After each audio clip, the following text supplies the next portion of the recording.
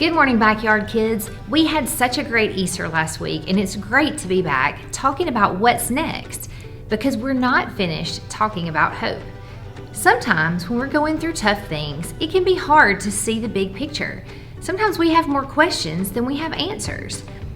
After Jesus died, and even after he rose from the dead and was seen by Mary Magdalene, the disciples felt like that too. They were scared. They didn't understand everything that had happened, and they were pretty scared that they might be arrested as well. So they gathered together behind locked doors and they laid low after Mary had told them that Jesus was alive.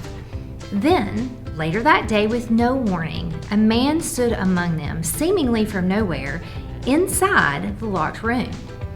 Amazingly, it was Jesus. He was alive, just as Mary had said. Jesus told the disciples to be at peace. And then he showed them the places that he had been hurt, both on his hands and on his side, so that they would know that it truly was him. The disciples were overjoyed to see Jesus, but just as quickly as he had come, he was gone. But there was one friend that wasn't in the room when Jesus came. And so when Thomas came back and the disciples told him what had happened, he just wasn't really sure that it could be true. It just seemed too good, and he was afraid to believe it. So Thomas said that he would need to see the nail marks and see the injury on Jesus' side before he could believe it. Well, about a week later, the disciples were again gathered behind locked doors. This time, everyone was there, including Thomas. And suddenly, just like before, Jesus was there with them again. He told them to be at peace just like he had before. But this time, he then spoke directly to Thomas, telling him to see his hands and to see his side.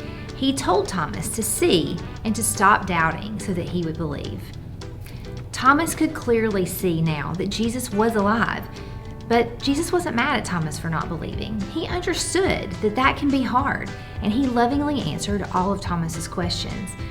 But Jesus did say that those who believed and hadn't seen would be blessed.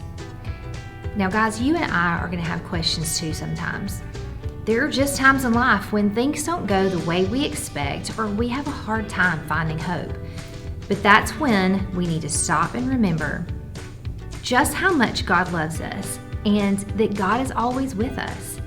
We can choose to trust God and to find hope in God, even when we have questions. Remember, kids, whatever happens, God is bigger than our questions and fears.